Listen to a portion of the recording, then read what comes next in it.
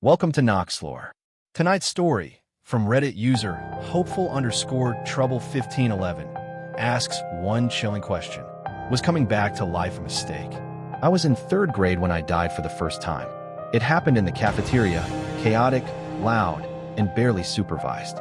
I was severely allergic to peanuts. You can guess the rest. I don't remember eating it. I don't even remember what it tasted like. Just this sudden, unbearable stillness. I couldn't breathe.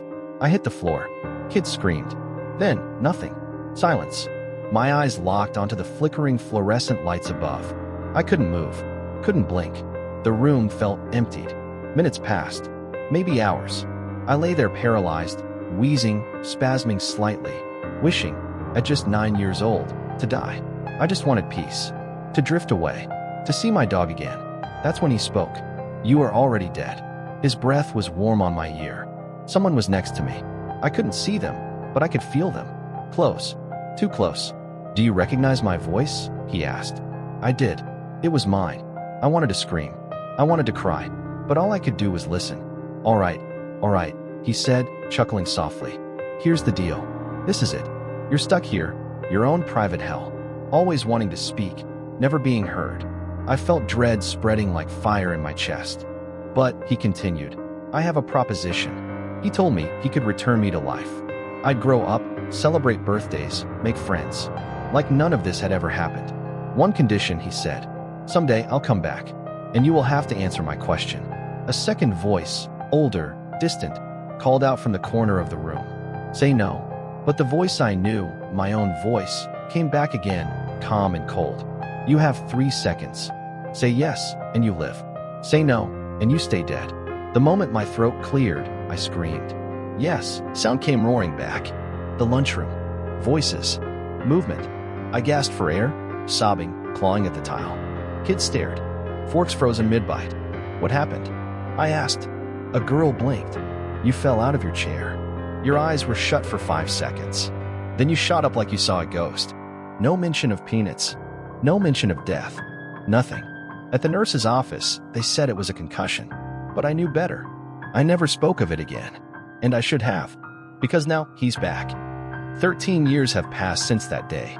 And my life? A slow-motion car crash. My childhood's a blur of divorce and poverty. I dropped out at 16, worked dead-end jobs, moved into a tiny flat, convinced that independence would fix me. It didn't. Every job rejected me. Every relationship withered. The worst was when I fell in love, a kind of happiness I hadn't felt in years. But joy doesn't last long in my world. One night, she showed up crying, shaking, furious. "You cheater," she yelled, shoving her phone in my face. It was a video of me kissing a stranger at some bar. Same face, same scar, same clothes. But I had no memory of this. None. "That's not me," I whispered. She didn't believe me. She walked out and never returned. Not for her hoodie, not for her toothbrush, not even for closure. And the worst part? It wasn't just her. People started recognizing me in public. Strangers greeted me like old friends. Facebook accounts popped up in my name, photos of me at places I'd never been, with people I'd never met, birthdays I never had, relationships I never lived. Then, a strange moment with my mom. I visited her, something I hadn't done in over a year. But she smiled at me and said, "I'm really glad we started doing this every month." I was confused. This was the first visit in forever. She stared at me like I was the one forgetting something. "You were just here," she insisted, "with that blonde girl. You showed me the engagement ring." I didn't know what to say. I brushed it off, left early, but deep down, I knew. He was living my life, the one he gave me, and I was just borrowing it. For 2 years, it got worse.